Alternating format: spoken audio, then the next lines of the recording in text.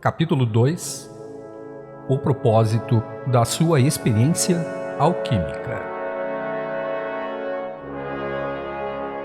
O vácuo é energia improdutiva. O alquimista precisa desenvolver a noção do valor do tempo e do espaço e da oportunidade de manipular a ambos. A liberdade é adquirida através da busca e da conquista, mas sobretudo através da conquista do ser finito. O verdadeiro domínio do finito provém do amor interiorizado, do chamado interior da alma, arrebatador e quase magnético, que vai ao encontro da sua fonte divina. Somente o grandioso influxo da luz cósmica de Deus pode libertar a alma das sombras aprisionadas da sua criação humana. Congregue então a pureza de propósito que tornará benévola sua intenção criativa. Deixe incansavelmente os elementos básicos que afloram como diabretes para perturbar e colocar à prova o plano que você iniciou. Em seguida, pacientemente desenvolva seu desígnio divino, o propósito de sua experiência alquímica. A verdadeira ciência do espírito é mais exata do que as medidas do mundo podem determinar. Portanto, conhece a ti mesmo, como o pilar branco ou o elixir do qual toda a criação deve provir de maneira ordenada. Se as ideias fundamentais não são produzidas a partir de ti, que és o alquimista, então todo o ato é desafortunado ou uma imitação da obra de outrem. Bem, se tu imitas Deus, pode-se verdadeiramente dizer de ti, muito bem. Mas se é a vaidade da espécie humana, então podemos lamentar a tua consciência.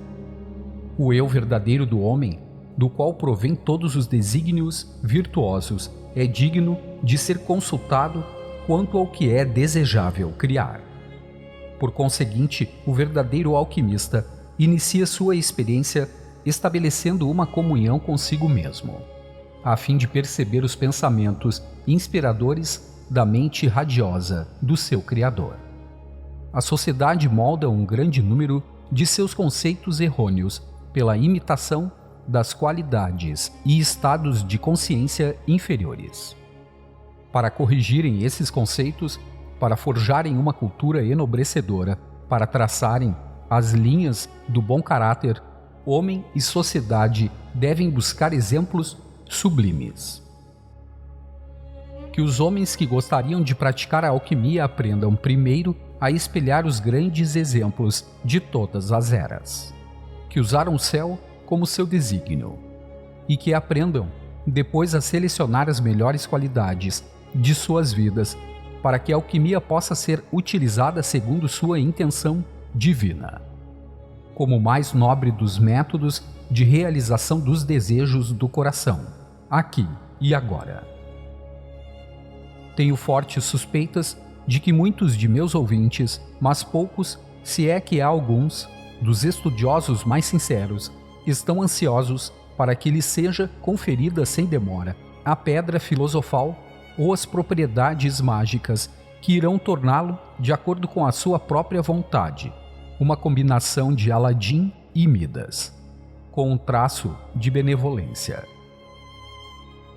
Declaro aqui àqueles que assim pensam que, embora vá conferir tremendo conhecimento no campo da ciência da alquimia, durante todo este estudo de 9 partes, duvido muito que, a menos que venham a absorver os segredos das primeiras lições com profunda humildade, permitindo-me, como instrutor, o privilégio de preparar os ensinamentos de acordo com a vontade de Deus, esses indivíduos, ao final, não se encontrem aquém das suas expectativas.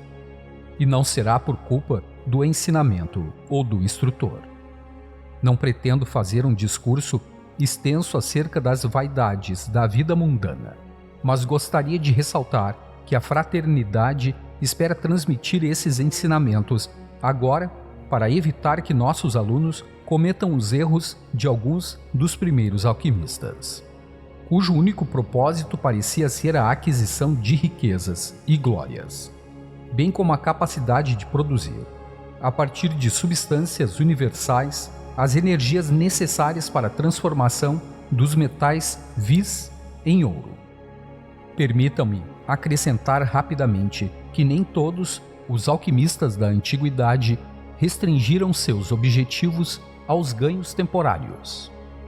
Na verdade, inúmeras almas resolutas perseguiram a alquimia com a mesma reverência com que empreenderiam a busca do Santo Graal. Vendo-a como uma arte divina e origem dos mistérios cristãos, como quando o Cristo transformou a água em vinho nas bodas de Caná, na Galileia.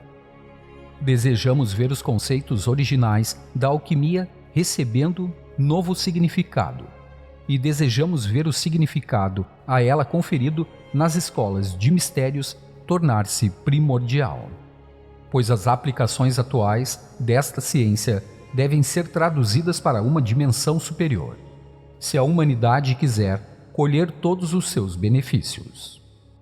Se esta ciência espiritual não for utilizada para libertar os indivíduos e a sociedade da servidão, confusão e compromisso com as densidades do pensamento humano, e este é nosso desejo, os propósitos a ela atribuídos por Deus não serão cumpridos.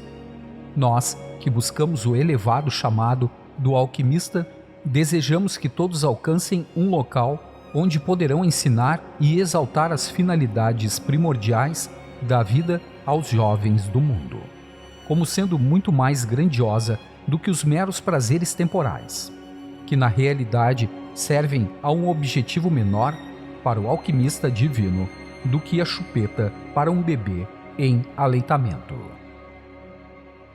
Não pensem que pelo fato de despender todo este tempo introduzindo a essência do tema, minha discussão não é pertinente aos fatos em questão.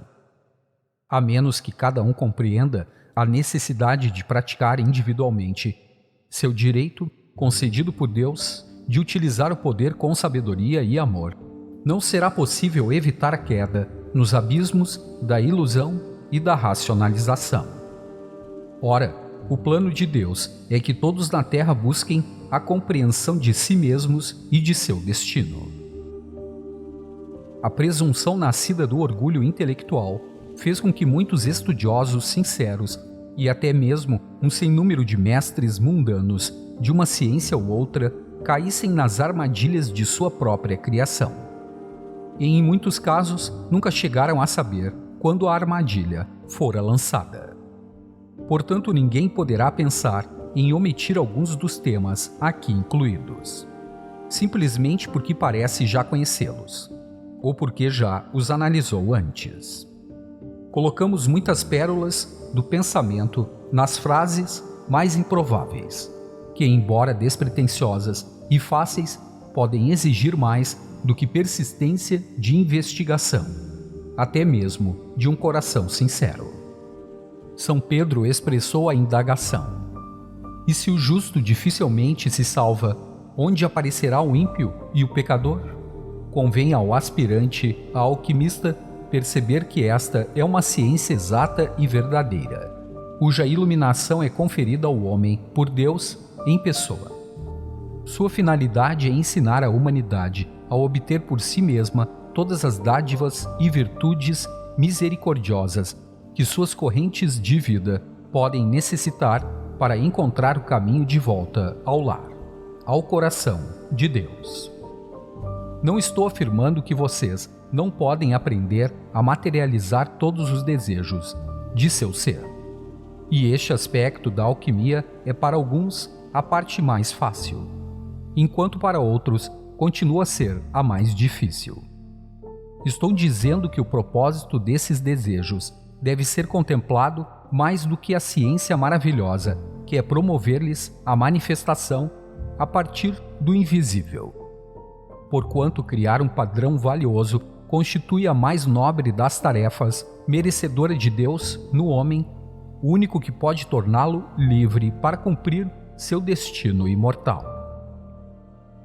Labutamos aqui embaixo e aguardamos no alto que os filhos deste mundo abandonem a pilhagem e o sangue da guerra para cultivarem a educação dos desvalidos, para renunciarem ao desejo de diferenciação de classe e para se oferecerem como príncipes do reino, a fim de servir com eficiência as necessidades do seu semelhante, empobrecido, mas nobre. Na atualidade, estamos determinados a buscar os fiéis de todas as nações e a conferir-lhes os meios para que possam fugir, individualmente, do cativeiro autoimposto dos tempos e obter sua própria herança inestimável. Naturalmente, esta herança não é temporal nem passageira, contudo servindo na Europa para eliminar uma parte da pobreza e da confusão que ali imperam, utilizei a alquimia universal para produzir a substância que, embora de natureza temporária, supriu muitas necessidades humanas e foi, ao mesmo tempo, consoladora e valiosa para o mundo e para as vidas pessoais de meus beneficiários. Nada vejo de errado na ideia, nem tampouco olho desfavoravelmente para o fato de que vocês possuam uma fonte para satisfazer todas as suas necessidades. Sinto sua necessidade de manter a humildade e a gratidão constantes, pois Deus coloca em suas mãos a chave do controle das forças naturais. Novamente, e não menos importante do que qualquer ideia aqui contida, surge a necessidade constante de compreender o esquema ou plano universal da criação, de modo que todos os seus planos e ações estejam em harmonia com a lei eterna e os princípios cósmicos. Espero não ter amedrontado nem desencorajado os estudiosos da alquimia a empreender este maravilhoso estudo divino. Todavia, agora estou livre para prosseguir com outros atrativos, pois ampliei o princípio eternamente manifesto da inteligência imortal de Deus, a que alguns chamam de inspiração, enquanto outros chamam simplesmente de a mente de Deus. O que quer que os homens denominem como uma qualidade é a sua posse que conta os 9 pontos da lei. Portanto, ame a emanação da sabedoria divina aqui contida, a qual, como um raio de sol brilhando por entre as árvores, toca com seus dedos de luz todos os locais por onde passa. Porquanto você só pode possuir verdadeiramente através do amor. Eu sou a ressurreição e a vida do propósito cósmico no seu interior. Em nome da liberdade, permaneço. Saint Germain.